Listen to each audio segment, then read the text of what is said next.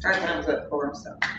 Welcome, everyone, to another talk co-sponsored by the Austin Institute for the Study of Women and Culture and Youth Center for Policy at UT. I want to start off with some apologies from Professor Ramirez, the president. This talk is part of the speaker series, Engaging Orthodoxy, and he would have loved to be here. He has already met Dr. Miche on other occasions, but he's right now, I think he's in DC. He was in Rome a couple of days ago, so it's everywhere and covering a lot of ground. So, but apologies, and I'm sure he's going to watch the recording once that's online. For those who do not know me, I'm Dr. Orlandi. I'm the executive director of the Austin Institute. And for those of you who do not know what the Austin Institute is, we're a small nonprofit, a research institute, and we try to inform and form young minds, helping them live a truly meaningful and rich life. We use social sciences in our work, but we also use philosophy and literature, and we focus on the values of our embodied nature. We try to talk about marriage, we try to talk about the family. And we offer programs and events for college students, for graduate students, for older and younger professionals. So if you're curious, just look at our website and check us out. We have something for everyone, including an upcoming bowling event. Professor Kuhns received an invitation. So coming to today's event, I'm quite pleased that I'm the one presenting the speaker, Dr. Miche.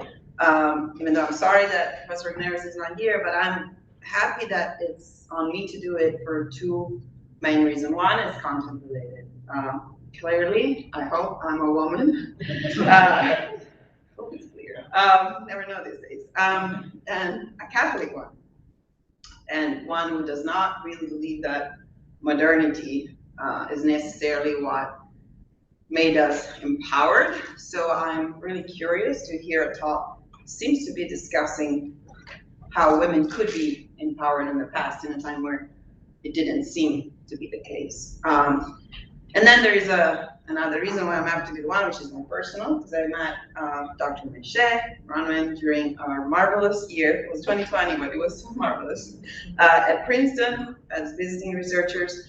And that was my occasion to see how meticulously Dr. Miche was working on her previous book, La Duchesse. I saw the historian at work, and I was amazed. I learned a lot of things just by watching her. And it's a novel, and I highly recommend it, but it's a historical novel. So okay, not even the term. Okay, not even the term. Well, it's as beautiful as if it was a novel. But you think you're reading a novel, but you're not. Okay. Yeah. Okay, and now just a few words about our speaker, and then I'll leave the floor. Dr. Bronwyn Catherine Miche is a historian, an author based in New York City. She specializes in early modern European history and the history of Catholicism. She holds advanced degrees from Harvard and Yale, serves as visiting assistant professor at the Augustine Institute Graduate School, and is an advisory editor for the Institutum Historicum Societatis Jesu in Rome, at this point, focusing on Christianity's cultural impact. And as you know, this lecture on Children's Day We're United, the role of powerful women in historically Christian regimes. Dr. Miche, the floor.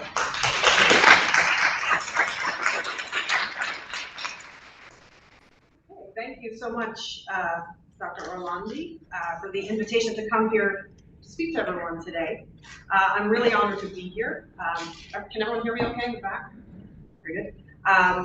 It's also a joy for me personally to be here, partly thanks to Mariana's efforts in particular, because of that memorable year we spent together in Princeton as research fellows with the Madison program. Now, as you just heard in the intro about me, I am an historian, and I spent a lot of time mentally in time periods long before our own, and in places quite different from the United States today. And I like to take audiences into the past whenever I can, to get us reflecting on our presumptions about the past and on how the past can cast our own times in a new light.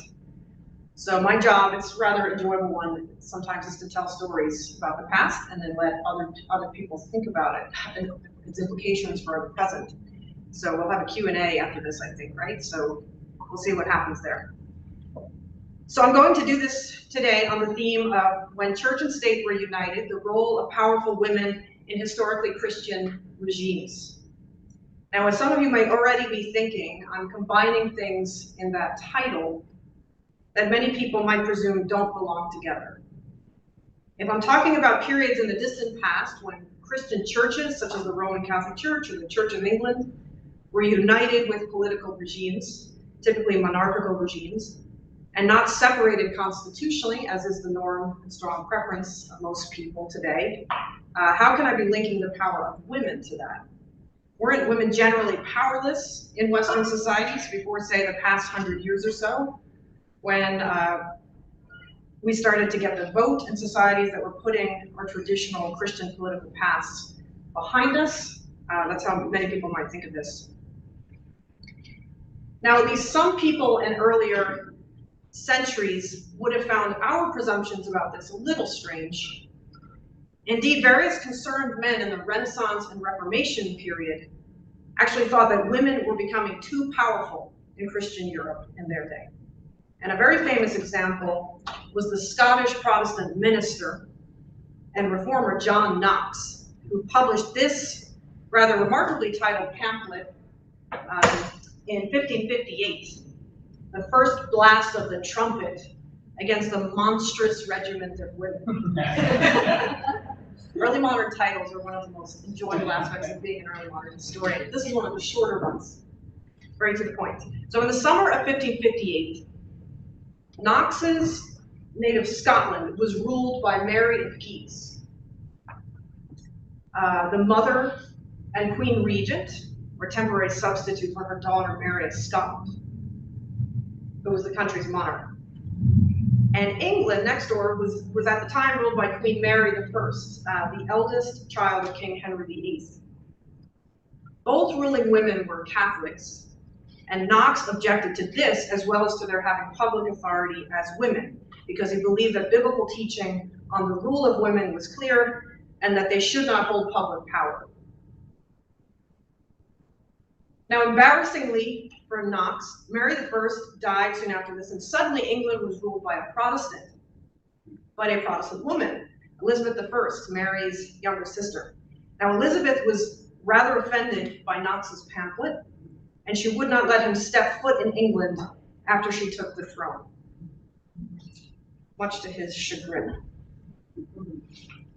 Now, during the Renaissance and Reformation period, other women held positions of power and public authority in Christian Europe.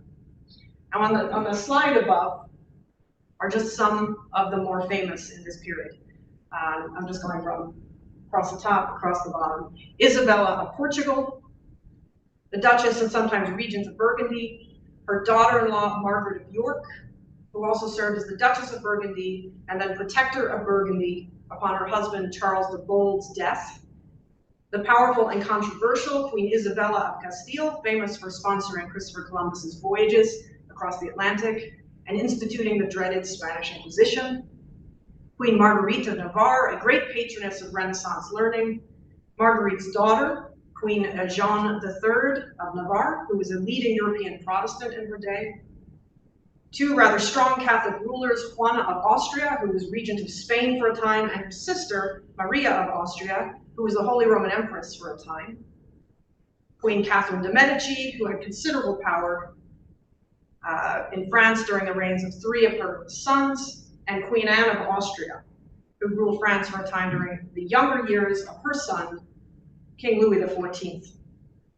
Now, I'll come back to some of these figures as I go along a bit later. I just want to underscore here, though, that some of the strongest worded statements in oppositions to women's rule, statements from which we often draw our understandings of attitudes at the time from printed books, they were penned in this period when such women held positions of power, directing various state affairs, and even, as we'll see, church affairs in ways that their opponents disapproved. Now, I've titled this lecture, When Church and State Were United, simply because it's the specific ways that powerful women in historically Christian regimes contributed at times to the governance, the disciplining, and reform of politically established churches that I want to highlight here. Just as a fact, I'm not saying it's positive or negative, just a fact of history.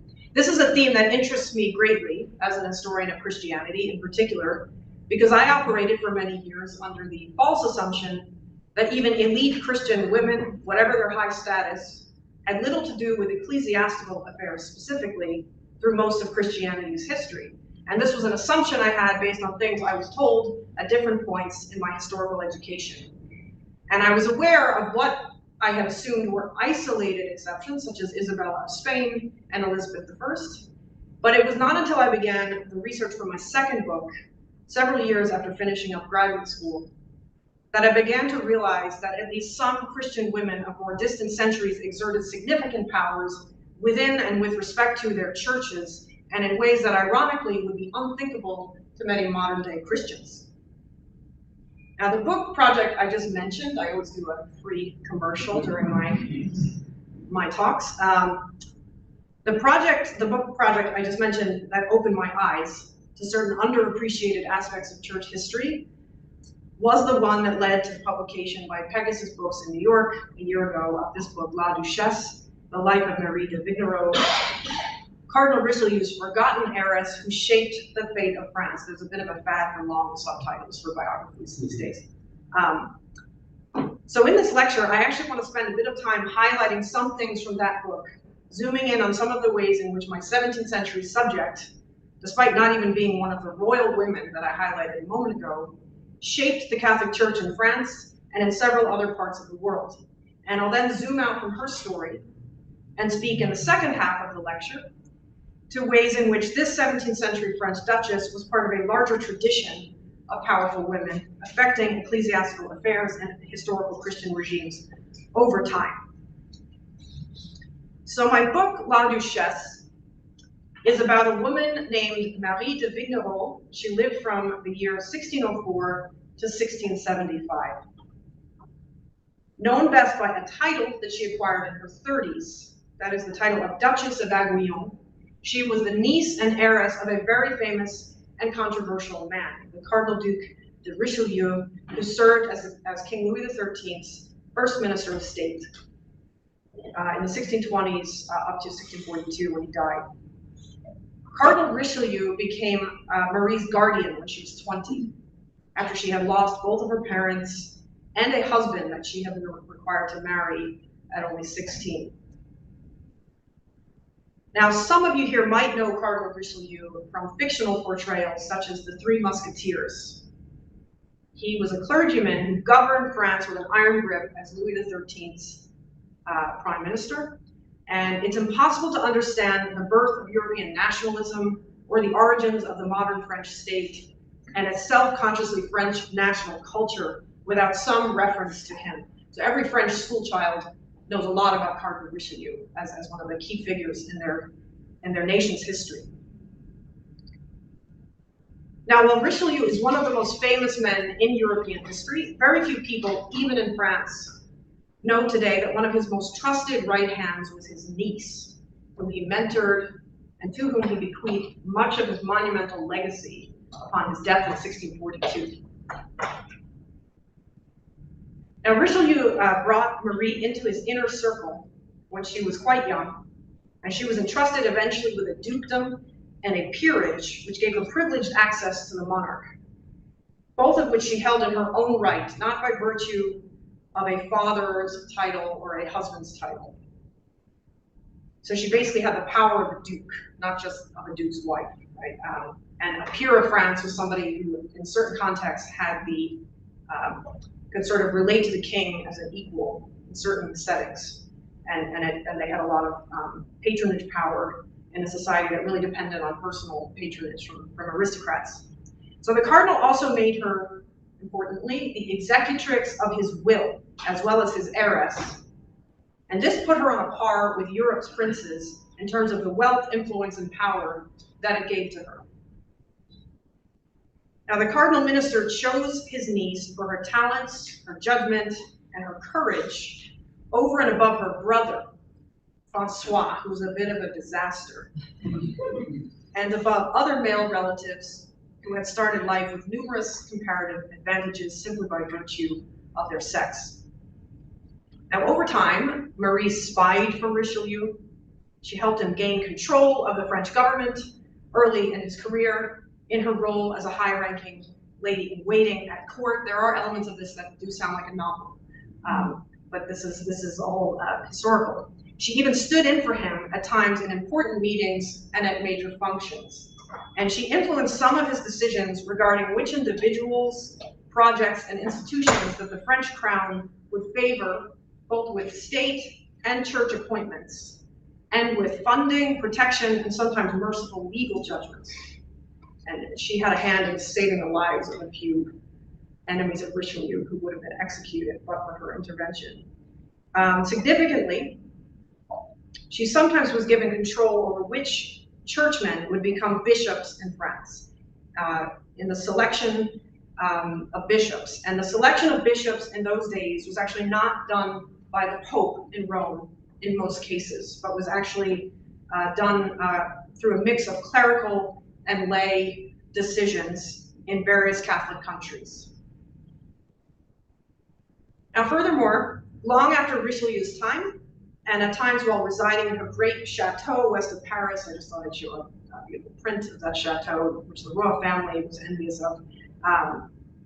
Marie continued to influence French political and religious affairs in significant ways. She had a direct say, for example, over the selection of bishops for new Catholic missionary dioceses that were set up in Asia and North America at a time when sort of missionaries are going out into the world from Europe in significant numbers for the first time.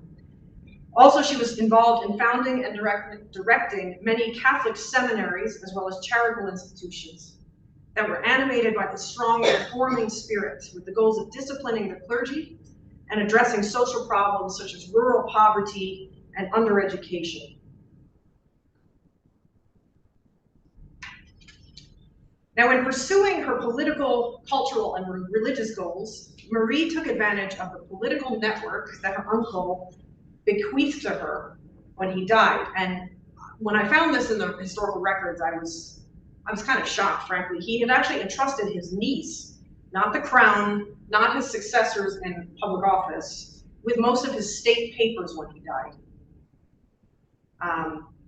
There were a lot of state secrets in there and various things about various very powerful people in France and beyond. She had private knowledge of this that even his successor's prime minister did not have.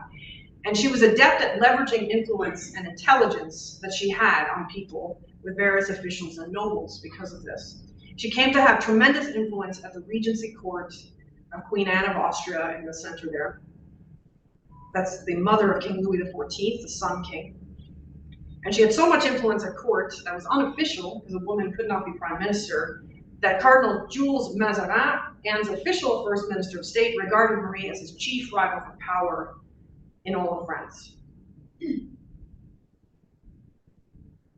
Now, the Duchess also shaped the terms in which Richelieu himself and other prominent churchmen were remembered. She was behind early monuments and publications promoting her uncle's legacy. So part of what we understand about Cardinal Richelieu is partly owed to her initial efforts to kind of preserve and advance his historical legacy. And another figure whose career she helped to make and whose legacy she promoted after he died was her friend Vincent de Paul. Vincent de Paul was a priest who was one of the most famous canonized saints of the Catholic Church, given his radical commitment to serving the poor and the sick. And the Duchess was behind the internationalization of the priestly society and missions to the poor and sick that de Paul founded. Now, something that first drew me to Marie's story is that she built up charitable hospitals, missions, schools, and poverty relief ministries, not only throughout France, but far beyond at times, far beyond the borders of Europe even, in lands where the French were engaged in various ways, either just with trade or diplomacy, sometimes, as in the Americas and Madagascar, through colonization, early colonial efforts, and they were engaged in these various ways with local non-Christian political regimes. And when I was researching the book, I created a map, not very sophisticated, sticking big deep dots on random locations on the map, but I created a map illustrating this global reach of the charitable and religious ventures over which Marie acted as a kind of informal executive. And I was startled, frankly, by her global interests and her reach, because I had perceptions prior to doing this research about what was possible for a woman in that era, or even a man who was not royal, or a bishop, or a higher level than she was. So I was startled to see any non-royal figure, male or female, develop and informally direct such a global array of ventures as the Duchess of Aiguillon had. And remarkable too is that bishops, religious superiors, and diplomats as far afield as Siam, Quebec, and Tunisia answered to the Duchess at times in connection with these projects. So I would find like packs of letters in the archives, sometimes sent back to Europe from some of the people posted in these places, and they would often write a similar letter to the King of France, the Pope, maybe a bishop, and the Duchess of Aiguillon. And just seeing these sort of grouped together was just very interesting to see that. Sometimes more information would be in the Duchess's letter than were sent to the technically more powerful people. Now, Marie de Vignerot not only achieved all of this in a period that I would simply not have suspected it was possible for a woman, however high status, to do so, but she also had powerful admirers in her day for all of this, including King Louis XIV as he came of age, and also Pope Alexander VII, who praised her work for the Catholic Church's expansion into other lands in very strong terms. There were some people in France who had the attitude of Knox in his Blast of the Trumpet pamphlet that I showed you at the beginning about the Duchess, but most people, there was sort of a general respect among people of power for the Duchess and her activities. Now, the Pope praised her in 1658 in very strong terms after Marie had convinced him to let her bankroll several new missionary bishoprics for small but growing Catholic populations in several East and Southeast Asian regions that would be controlled by her and her friends in Paris. And indeed, the Duchess played the decisive role in negotiations that led to Pope Alexander VII's decision to allow the French to establish 4 missionary dioceses around the world, and through that to break up a monopoly on ecclesiastical map drawing beyond the borders of old Christendom that Spain and Portugal had enjoyed since the late 1400s. Now, leading this effort to have the Vatican authorize French missionary bishoprics was one of Marie's most remarkable accomplishments, I think, as a laywoman. By the early 1660s, 3 such bishoprics were set up for Asia and a 4th for North America, and they were de facto under French royal control and bankrolled by the Duchess and her friends in Paris.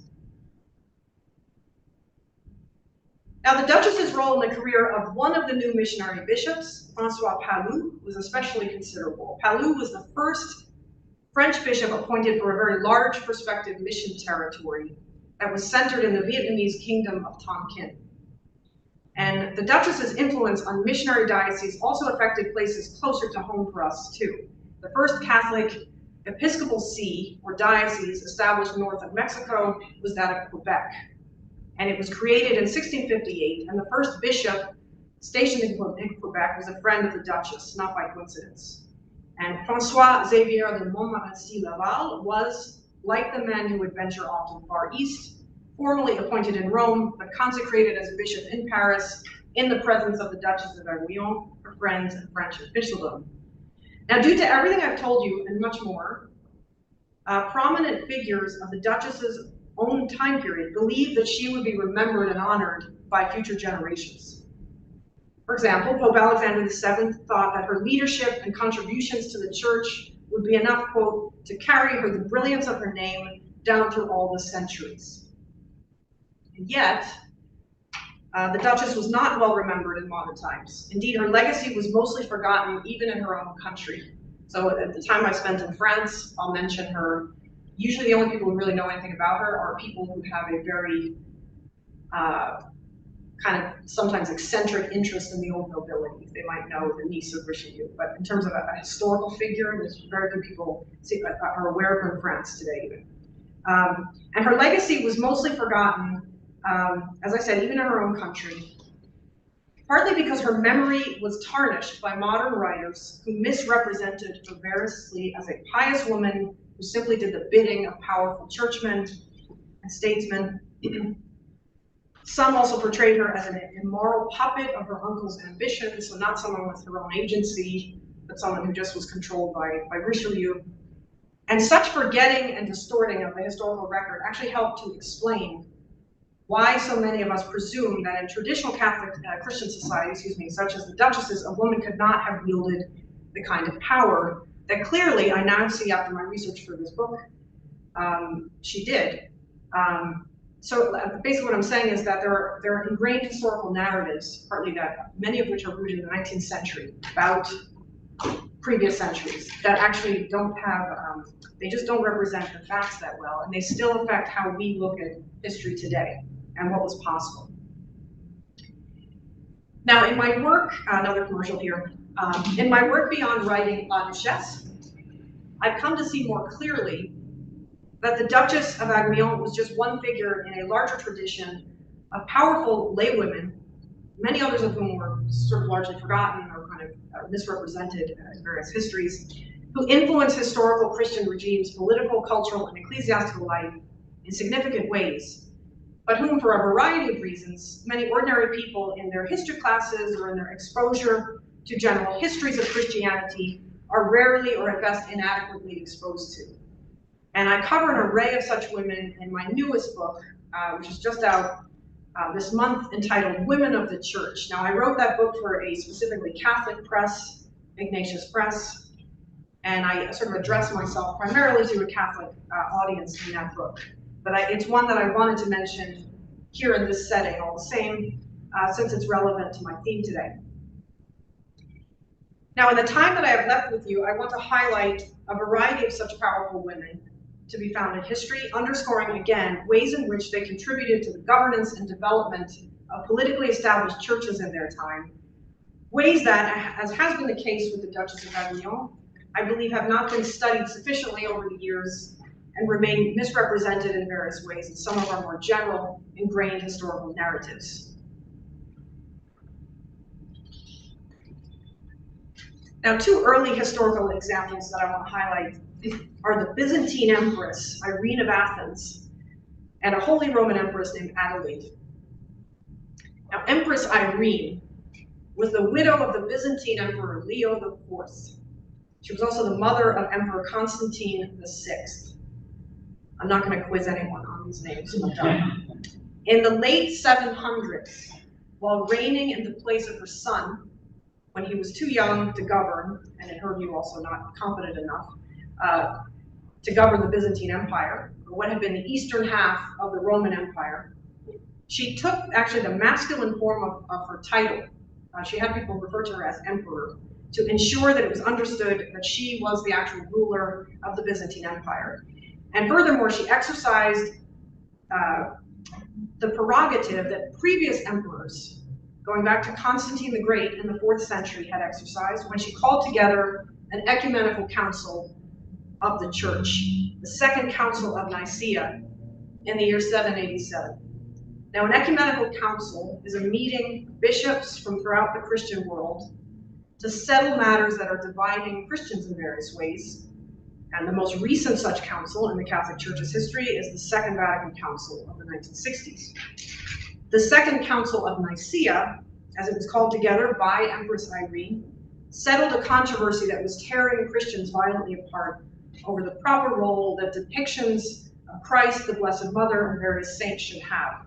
There was actually fighting in the streets over the use of icons and images among Christians in this period. It was really kind of a drawn out major problem. So that a council was called together to kind of settle what the bishops collectively should say about this. So the use that such images had in the context, especially of Christian worship and cultural life. Now, shocking as it might seem to some people today that a woman played such a leading role in disciplining a divided church in the 8th century, Medieval Christians, after Irene's time, developed a robust tradition of particular leading lay people, mostly male but sometimes female, playing similarly important roles in the life of the church wherever they held power, be it as kings or queens, dukes or duchesses, or the like throughout Christendom. And in short, in medieval times, it became generally understood that Christian rulers and their family members were specially charged by God to protect and nurture the church in ways distinctive to them as lay people, as opposed to members of the clergy. Now, the story of Holy Roman Empress Adelaide, the second woman depicted on the screen with her husband, helps to illustrate this a bit, I think. Adelaide, who is honored as Saint Adelaide by the Catholic Church, lived in the 10th century. She hailed from Upper Burgundy, in a place that is today in Switzerland, and she was married to a Germanic king, Otto I.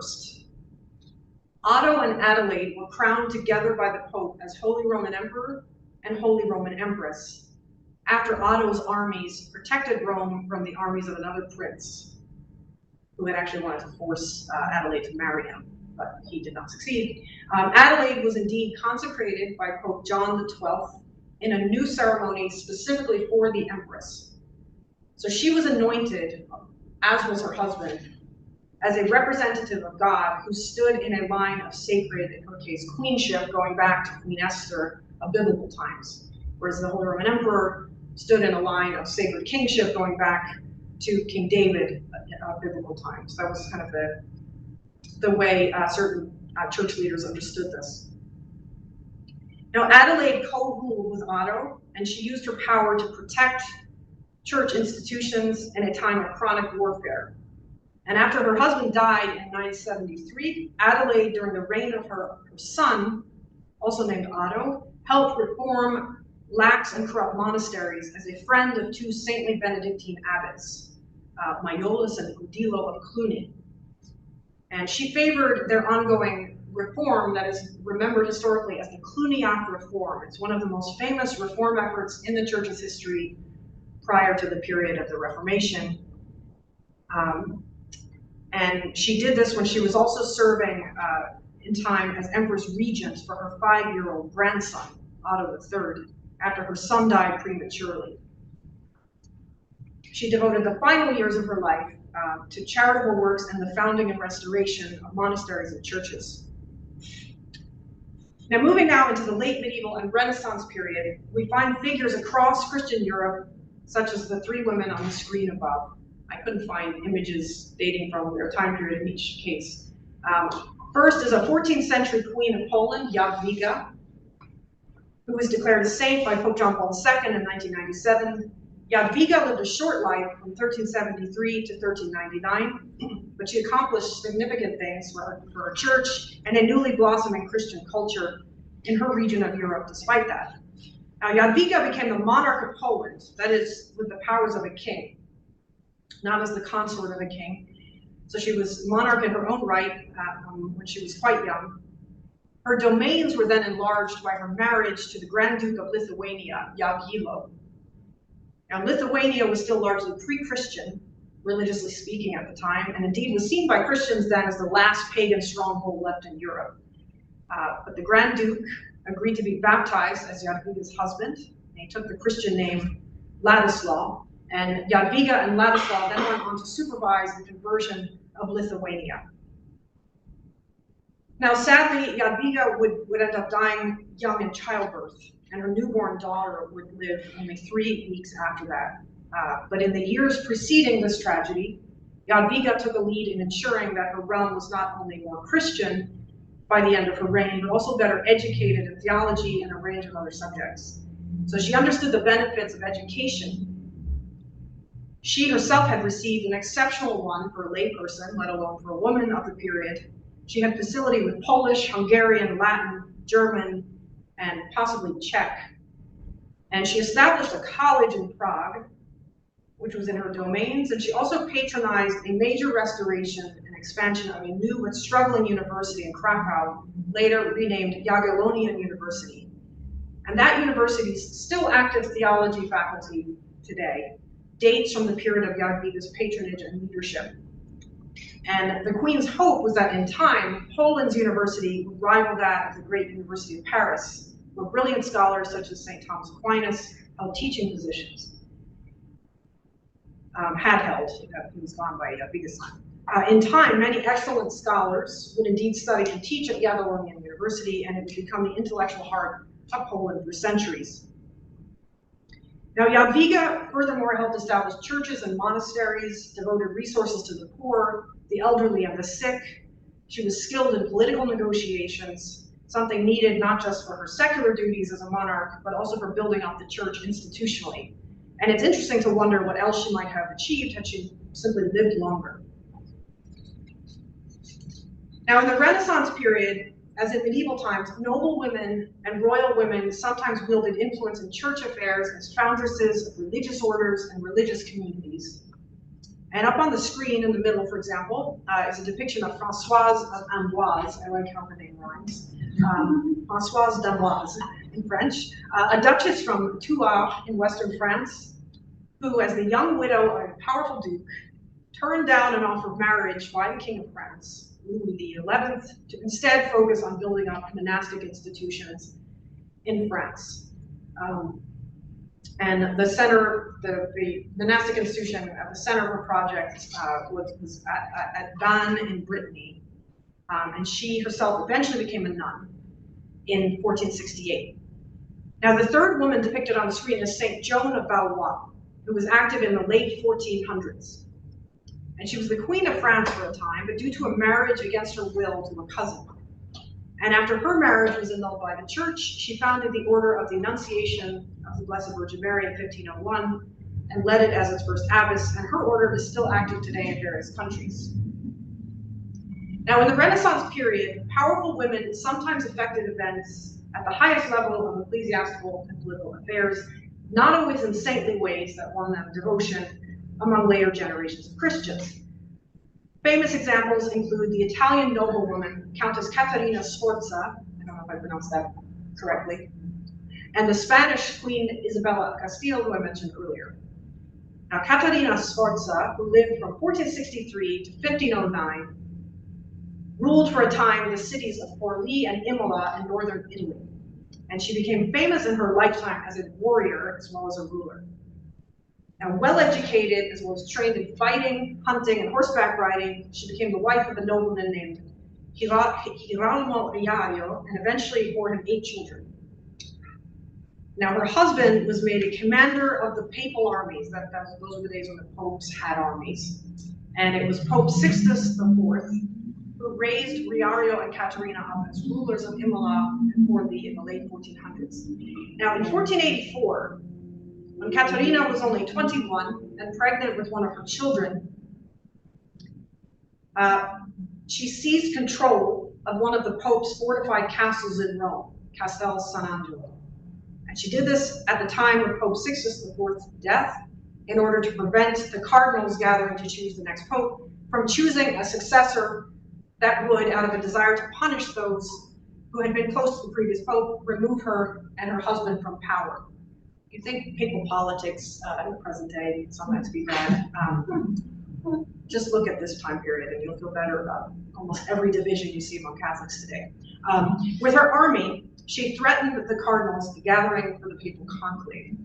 Now, although Sforza and her husband were unable to see their choice for the papacy elected in the conclave, they were nevertheless able to preserve their political positions, partly through this bold action on her part.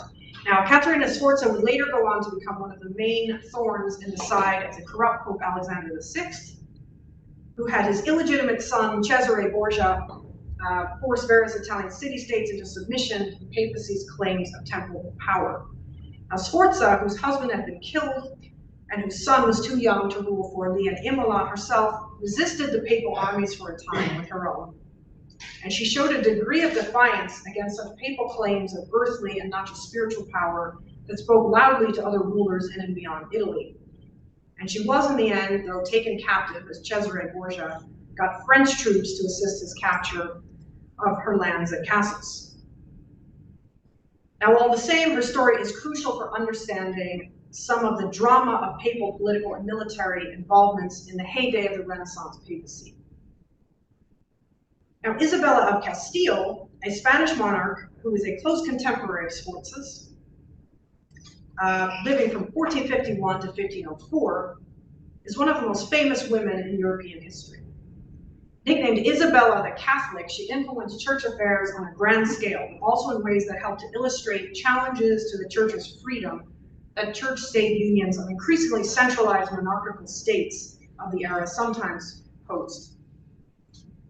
Now, Queen Isabella ruled Spain jointly with her husband, King Ferdinand of Aragon. Now, her husband was actually the less powerful of the two. They were both monarchs of separate kingdoms in Spain that then united in one crown of Spain. She was one of the most militant and successful Catholic rulers of the Renaissance period, who, in the face of increasing corruption among some members of the church's clerical hierarchy, were emboldened to assert more control over the church within their realms. Now, Isabella is, of course, famous as the monarch who sponsored Christopher Columbus's world-changing transatlantic voyages. And she's also remembered for her harsh treatment of Jewish and Muslim people in Spain who were forced to convert to Catholicism or leave the country, and who were supervised by the Spanish Inquisition. They were persecuted, by the Spanish Inquisition that Isabella herself established. The Inquisition in Spain differed from medieval courts of inquisition under direct authority of popes and bishops, and which did not, those did not have as much power on their own to punish people found guilty of heresy, witchcraft, and the like. The Spanish Inquisition, by contrast, was a new sort of system of state-controlled courts designed to root out heresy. So it's directly controlled by the crown, by the Spanish state. The Spanish Inquisition's activity was so brutal at times that the Pope attempted to stop some of it. But Isabella, who exerted much more direct control over both church and state affairs in Spain at the time than the Pope did, simply ignored the Pope's directives on this. Now, at the same time, simply illustrating the complexity of church-state unions at the time in terms of the varied fruits that they produced, Isabella is also remembered as a serious reformer of moral laxity and abuses of power plaguing the church of her time in Spain. And indeed, she oversaw, with the help of a very talented churchman, Cardinal Francisco Jimenez de Cisneros, whom she handpicked for the position of Archbishop of Toledo, an extensive reform of corrupt and lax Catholic monasteries, convents, and other institutions in Spain, as well as the establishment of a university devoted to biblical studies. This was the University of Alcalá. Now, these significant Catholic reform efforts in Spain, predating the Protestant Reformation elsewhere in Europe, included the banishment of hundreds of misbehaving monks, the return of absentee bishops and parish priests to dioceses and churches they were neglecting, and the production of a remarkable multilingual Bible. I'm entering the home stretch, I promise. Queen Isabella inspired other women of her time to assert themselves in strong ways where church affairs were concerned, and this includes two of her great-grandchildren, princesses who became a queen and an empress respectively, who were famous for their role in protecting and helping the development of one of the most successful male religious orders in Catholic history, the Society of Jesus, also known as the Jesuits. Juana of Austria, who was regent of Spain for a time, temporarily ruled Spain on behalf of her brother, King Philip II, in the mid-16th century. And she employed her position to protect the Jesuits during a period when they faced great opposition from political and ecclesiastical officials in Spain. Now, eventually, with Juana's support, the Jesuits became officially favored by the Crown of Spain, and they began to be authorized by the Spanish monarchy to serve as missionaries in colonies in the Americas and Asia. Her sister, Maria of Austria, helped enable the spread and success also of Jesuit projects, including schools and ministries that included advising royal and ducal families as spiritual directors. This was throughout the Holy Roman Empire at the time that she was the empress consort of Maximilian II. Now, I've spent a lot of time talking about Catholic women in this lecture, and this is mainly because of my scholarly expertise in this area.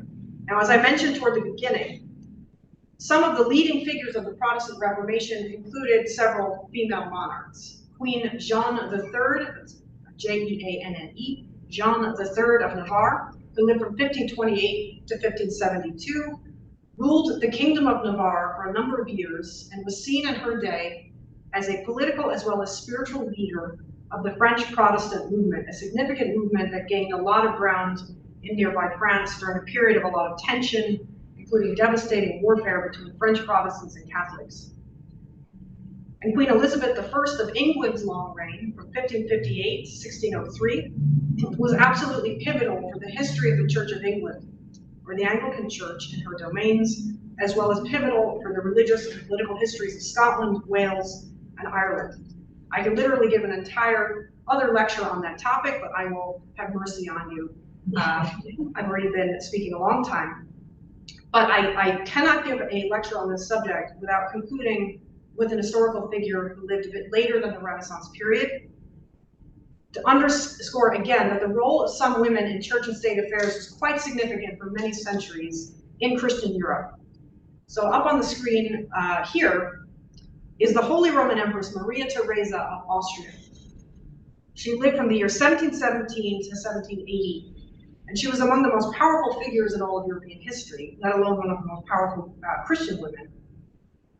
Together with her son, Emperor Joseph II, with whom she co-ruled for a time after ruling on her own for many years, she's famous for having caused some new rifts among her fellow Catholics with state-driven efforts to subordinate the Jesuits, other clergymen and religious, and various Catholic schools and charitable institutions to state power. So in sort of the marriage of church and state in her time, she wanted the state, as directed by her, as the empress, to sort of have fuller say over the church in all aspects. Now, Maria Theresa, for 40 years, from 1740 to 1780, she ruled over the Holy Roman Empire and other domains controlled by the Habsburg dynasty. She did this while at the same time being a devoted wife and mother of 16 children. And her husband, Emperor Francis Stephen, was just a figurehead and served as one of her advisors, a very loyal advisor, I will say. Now, her reign was consequential for the church and European politics and culture.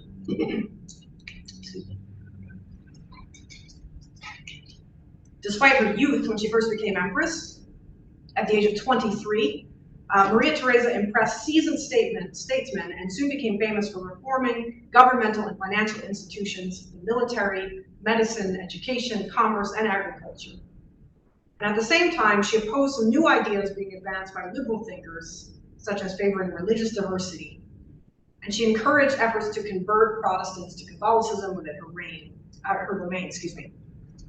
So she believed church and state should be even more closely united than they ever have been.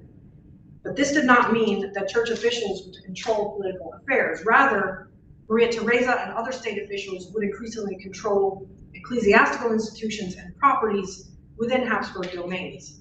And the state selected and oversaw many of the men who became bishops and supervised Catholic hospitals, orphanages, and schools, including seminaries. So she favored what scholars call nationalizing the church in her domains. She sought to empower state-employed bishops in new ways in relation to both the papacy and the larger body of the Catholic faithful. And she began to remove Jesuits and other members of religious orders from positions of influence and favored the suppression of the Jesuits and some other orders, those who kind of had a higher degree of papal power than imperial power. She wanted the bishops and religious orders to be loyal to her state power above all. Now, a darker aspect of her reign is the anti-Semitism that her government promoted. She kind of softened on this over time due to the influence of Abraham Mendel Taban, who's a Hungarian Jewish leader, who convinced her to change certain policies that she had put in place. Now, there's more I could say about her, but I won't. Her example, I would say, simply points us to some of the challenges to the freedom of Christian churches that the sort of church-state unions that allowed certain prominent lay people, including some women, as you've seen, to wield a lot of power and influence in church affairs, seemed increasingly to be causing on the eve of the Revolutionary era that saw the toppling of some traditional Catholic monarchies, including France's, in favor of new liberal and democratizing regimes. Now, without minimizing those challenges, I simply would like to point out that the sort of historical research that I've been doing, especially on figures such as the Duchess of Aiguillon, has made me conclude that along with some of the salutary benefits for numerous people that revolutionary changes in recent centuries have led to, some things were also lost in the process. On the Catholic side, for example, these include the ability of certain good lay elites, including some lay women, to help govern and discipline the church on a local level, and to cultivate good ministries and missions on a large scale without having always to wait, and sometimes wait for the action and approval of bishops or popes to do so. The latter is the norm in modern times, I would say. And one of the ironies of Christianity's history in modern times, indeed, is that the ability of at least some lay women to help direct some ecclesiastical affairs at higher levels markedly declined in the era of revolutionary liberalism and political democratization. And indeed, that loss of power and influence of Christian women from the various traditional ruling families of Christendom was so complete by the late 19th century that by the time our own grandparents and parents were coming of age, a misperception had set in, certainly throughout the Catholic world at least, that lay people, especially lay women, had been powerless in church affairs from time immemorial. Now, the study of history has been enabling me to sift through with greater confidence what in my own earlier historical education was based on myths versus what was based on facts and historical records. And I hope that this exploration, detailed, I know, that's what historians do, of the subject of powerful women in historic, especially Renaissance-era regimes, has helped to illustrate that to you effectively, and in ways that I hope have increased at least a few of you, interested at least a few of you enough to ask me some questions here. So thank you very much.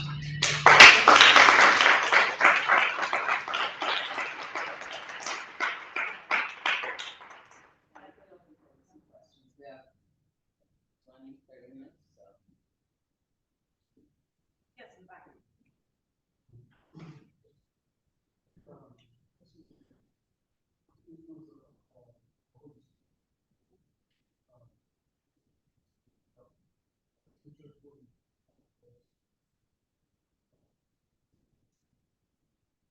That's so the question. Well, so when I speak here, I'm wearing one hat, which is the historian's hat. I have a more personal other hat that I do wear in some contexts. I'm a Catholic, so I believe in the action of the Holy Spirit in the Catholic Church. But when I'm working on history, I tend to kind of focus on the kind of material facts and what's in the records and what we can say based on the sort of this worldly kind of history of the church. So I'm trying to just sort of get basic facts on the ground straight. And I feel like it's more of a theologian's prerogative or even a priest's prerogative to kind of comment more authoritatively on something like the role of the Holy Spirit in history. So if it's all right, I kind of refrain from kind of commenting on how I see it working through history, at least as a historian speaking at UT Austin today, if that's right. So, but maybe privately we can speak afterwards. That's okay. Yes. So, Manuel, your work reminds me of, in some ways, what it feels particular with interpretation of history. This idea that this narrative that historians typically impose upon the past, that the sort of better way. My sense is that way of interpretation is stronger now than ever. Senses, historical academy. Is that a fair statement? I think in certain respects, among some people, I mean, I think. I was trained from the beginning to reject the Whig interpretation of history by my professors at Harvard and Yale, and I didn't know any professor who seemed to kind of have a positive outlook on the Whig view of history. There might have been ways in which, sort of less consciously, it was still affecting the way they would write about certain subjects. Certainly attitudes about church-state relationships. There's just sort of a default, not just a default assumption that it's a problem, and that churches shouldn't have kind of public influence and power, even if they were trying to be objective.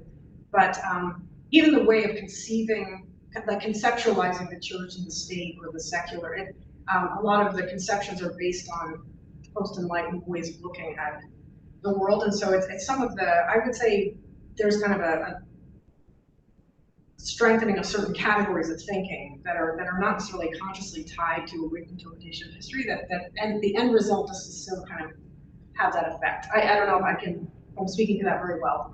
I guess maybe I wasn't very clear. Sure. I missed it as I speak, but I guess my sense is that there's been maybe an evolution of a new kind of Whig interpretation of history, you might say, right? So that for the Whigs, it was pre-Enlightenment bad, Enlightenment good. Now it's like pre-Enlightenment and Enlightenment bad, right? Postmodernism good. It's still, in a sense, the same kind of. I see, yes. Yeah. Yeah, I mean, I partly because my most scholarly work is focused on the eve of the Enlightenment. I don't always have to get in the weeds with the historiography on that or the debates.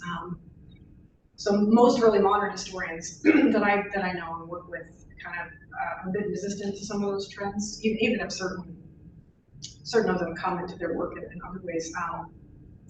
I think what interests me, partly with my look at the history of Catholicism, just as a matter of custom and just how things have developed, most of the people over time interested in the history of some of the subjects I look at have been Catholic scholars, who would be not necessarily that fond of a Whig interpretation of history wherever the beginning point starts, but nevertheless, there are ways in which they're still affecting kind of many Catholic intellectuals' attitudes about history, those who are not working on history for a living. And that I have to sort of fight this kind of hidden Whig interpretation of history that is strangely at work even among Catholics, the way they think, partly because some of the developments and higher level developments in history have not kind of filtered down into the way we kind of collectively teach about our history to ourselves. Does that make sense? I don't know if that's making any sense.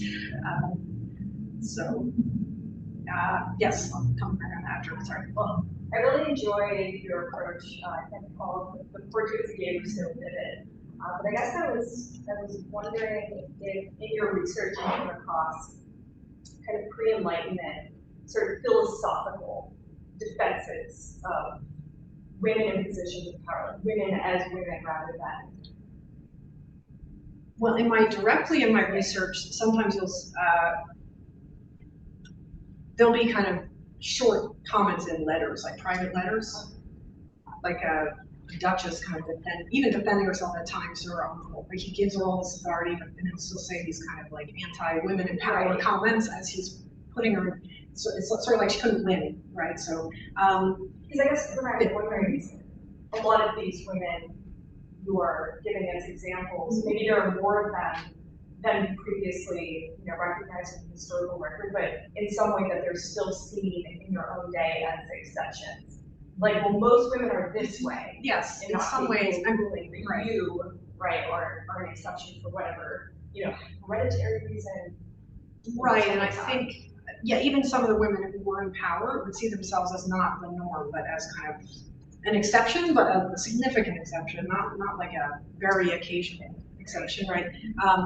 The Duchess of Aguillon herself patronized books on the history of women, like in a very different way, in the 17th century, where there was a writer she patronized, Jacques du Bosc, who was a Franciscan writer. He wrote a book called L'Honnête Femme, basically the respectable woman in society.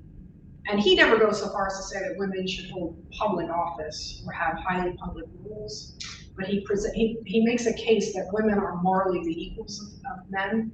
They're capable of courage every bit as much as men are, while at the same time highlighting context that he sees as more appropriate for women on average than men. So even the Duchess herself, as powerful as she was, I think was not, I don't think we could ever say she was anything like a modern feminist in her attitudes about sort of political equality or kind of equal representation in there might be something in the nature of women.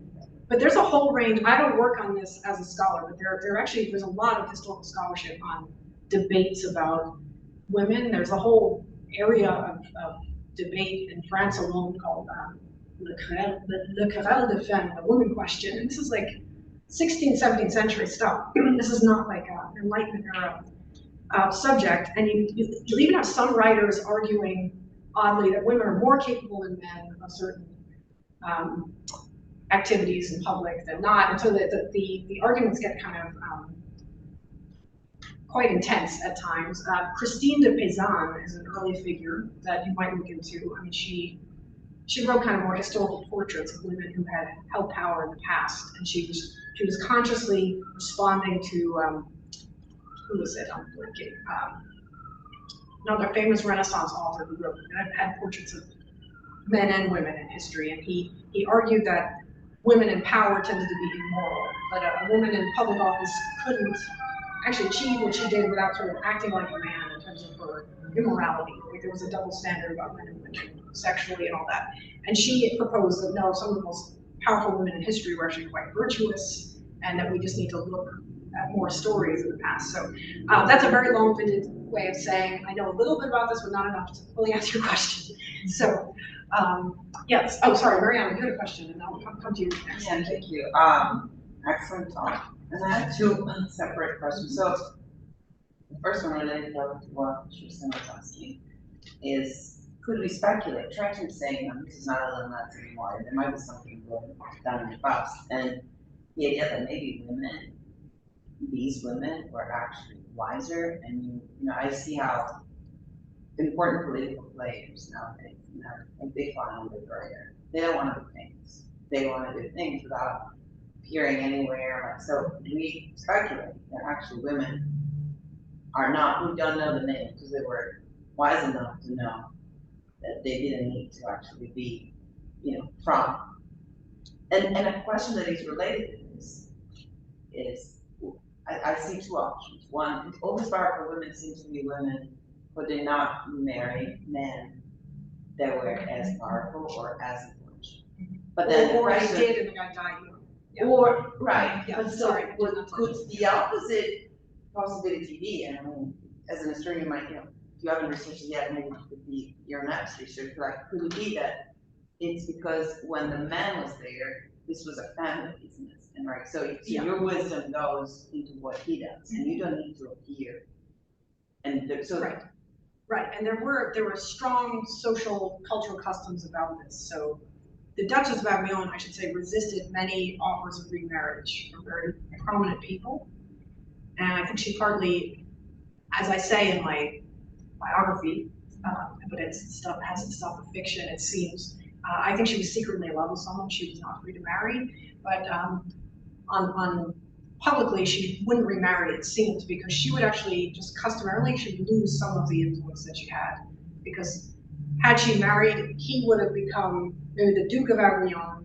She would have, by custom, and even her own, she was kind of not weirdly, she was rather conservative while breaking a lot of norms in her life. So I think she would have proved that, like, for the right man, but her response to that was to never find the right man to remarry, right? And so I'm actually forgetting one of the threads of your question, but yeah, I think, oh, I know what I was gonna say. The Duchess of Avignon, others, like when you use the phrase family business, I think that is one of the chief differences in sort of understanding these time periods versus our own. The family understood as like a major unit with some political influence and reach, and marriage alliances being done for the sake of long-term family interests as well as political interests or business interests, where they dominated life to an extent that you can't understand most decisions made by powerful men or women in this period, or bishops, or even unmarried people. Like Richelieu was partly thinking of the future of the Richelieu family when he chose his niece, because he understood that she actually had this, she shared this concern about the family's long-term interests, not just the interests of his political ambitions at the time. So yeah, I think like the family was the dominant concern for many of these people, even before politics and before various other projects they were involved in. Does that make sense? So there was a hand up before. Yes. I guess kind of related question actually regarding families. So I think in the kind of more modern understanding of traditional families, women have to essentially like choose either participate in public life or stay at home and really brought a lot of attention to raising children after that. So I was just wondering from your research, have you seen like, these women, especially the ones who did marry and who were queens, did they ever get any like negative feedback in the sense that they didn't pay attention not just like to them, or was it just mentioned like they were raising, but actually to their kids or to their husbands? Yeah, I mean, so in terms of like knowledge of the actual historical records, with the kind of sources where you find the answer to that, I'm mostly familiar with the women that I've spent a lot of time on, such as the Duchess of Aguillon, and there were certainly objections from some of her nephews that she was kind of trying to preserve the family legacy for and hold the wealth together for, and they were upset that she was giving so much of the family wealth to charitable institutions or bishops. Like there was a sense that she was kind of betraying the family interest by being so charitable in public, and that I think that was something she struggled with.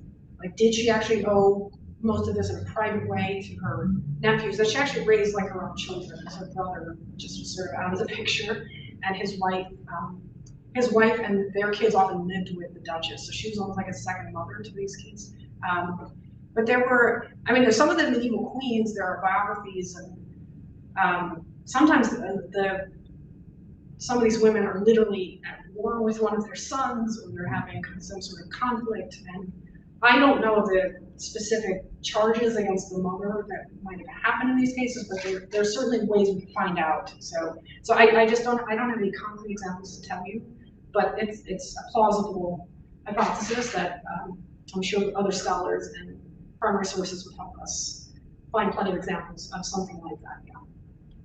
So, yes? I think you mentioned that after the Duchess's death, there was sort of an explicit effort to discredit her. Did I understand that right? It's not right after her death. It was actually the 19th century. Oh, the 19th century, okay. Beginning of the French Revolutionary period and the 19th century. Okay. Yeah. So she was, I didn't give the specific example because I was giving so many details already. Alexandre Dumas, the author of the Three Musketeers, he wrote a less famous novel called The Red Sphinx, or Le Comte de Moray, it's sometimes called, is its original title in French. Ironically, the English translation of that book, a novel, was published by Pegasus Books, who published my biography. And when I asked this question, I said, don't you know my biography is going to specifically criticize that novel? And my publisher said, oh, that's great press for us, we'll sell it. And I'm like, oh my goodness, so like, in her mind, we're supposed to keep perpetuating the lie about Marie. Anyway, so The Red Sphinx, written by Dumas in the 19th century, portrays the Duchess of Aguillon in the most horrifically insulting ways I've ever seen. Like, she's very, like in public context, she wears like black from head to foot, like this nun-like widow who carries a fan around. So like if someone said a curse word, she'd be like, oh my goodness, I'm gonna faint, you know, like the very sound of a curse word. She's so pious that she'd faint if she heard someone say something. But then as soon as she's behind closed doors with Richelieu and others, she's like, I won't even say what he says she's up to at home with people. So it's just really, it's a cartoonish vision of her that he was basing on, there were political pamphlets in her day after Richelieu had died, sponsored by Cardinal Mazarin, the Prime Minister to Queen Anne, criticizing associates of certain families during the French Civil War. And so there were depictions of her that were very unflattering in the political press, which if you just put those alongside other sources, you see that they're clearly cartoonish, they're made up in most cases. And so for Dumas and others in the 19th century to base their entire understanding of this woman on that, when I found that, it was quite frustrating. And to this day, even there's a little video you can find on YouTube about the house where she lived in Paris. Her home in Paris is today the offices of the president of the French Senate, the Petit Luxembourg, near the Luxembourg Gardens in Paris. It's a beautiful, stately mansion. And there's a plaque outside of that building that talks about all the famous residents, and her name just doesn't appear on the plaque. You go on the website that they have about the history, there is some reference to her, and then they link to like a YouTube kind of pop history video. And the section about the Duchess of Aguillon, even in like an official website, kind of is drawing from Dumas, it seems, not from historical records. So anyway, so I get a little upset. I had a reviewer in the New York, New York Review of Books complimented my work, but he also said I fell in love with my subject a little bit, which is a common sin among historians. So I get a little upset when people diss the Duchess of Angoulême. But yes, it's a modern problem, not in her own lifetime. So Did you email the Senate? they were wonderful. They actually the pandemic had blessings for me as well as horrible things. During the pandemic, I couldn't believe this. This French guy wrote to me. He's the brother of a real estate guy, two rich Frenchmen, both single. They contact me to tell me, oh my goodness, we see that you're writing a book about the Duchess of Angoulême. We just bought her ruined castle in Poitou where she was born, and we're renovating it, returning it into its, kind of restoring it to its 17th century glory. If you're ever in France, we'd love to give you a tour. So that happened. So I became friends online with these French brothers, and they connected me to a French senator, and I got a private tour of her home last time I was in France, and that was amazing. I mean, it doesn't have anything that she owned in it anymore, so the French government officials that I've been in touch with were very open to what I was doing. None of them are responsible for that whole plaque outside the house. So I'm hoping the book will get noticed more in France. It was being read there, but it's not in French yet. So, other questions? More questions? Can you speak to the collection of documents that lead you to form writing a book like this? And I'm not as familiar with this sort of. Oh my gosh, yeah. I mean, this was a challenge, and the documents I first became familiar with, I wondered if I could pull off a whole biography. So the sources that I first read where I saw references to the Duchess were actually Jesuit missionary sources from North America. My first book was actually on the French Jesuit mission to Canada. And I kept seeing references to this powerful Duchess as a patroness or someone who's involved with some of their first nuns that came to Canada. And so I just started keeping a file on her. So she makes a little appearance in my first book as one of the donors to the mission. But then I started noticing her footnotes of a lot of other French histories of the period on all different subjects. And I just started keeping a list. And so I determined I was going to research her in some way. And so I started to visit. I went to French archives looking for sources while I was still finishing up another project. And there were letters sometimes to her, but not from her, or vice versa. So very sporadic letters, some of which had been destroyed over time. So you're getting like part of a conversation, not the full conversation. There are references to her in the political correspondence of Mazarin and other officials. There are lots of family records, like financial records related to the lands that they owned. And you there are kind of boring records. You go through these boxes looking for anything connected to the Duchess, like foundation documents for various charitable institutions. So I could go on and on, but her will was actually a very valuable record. That's in the Sorbonne Library. It's a very extensive will that she wrote by hand, and it gave you a full scope of everything she was involved in by the time she was dying. Lots of other kinds of sources, but I basically had to put a database together and just look and look and look. A lot of Google sources, like digitized books or digitized collections of memoirs from people who lived in her time. I scoured the internet and I scoured every archive I could go to. It took a while, and it was overwhelming, frankly. And a historian typically only ends up citing, actually using, like a very small percentage of the documents that they found or looked through, because a lot of it just seems like excessive detail that no one would be interested in except the author, right? So, yeah.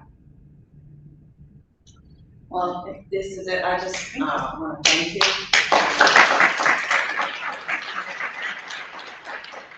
Thank you for looking at all these documents and coming up with these beautiful stories. And maybe also we should all know that if we want someone to talk about us, the powerful women in the room, we should keep a handwritten journal. So that we can historian Mr. Gallifine and Yes, Joanne. yes. Again, thank you to everyone who came.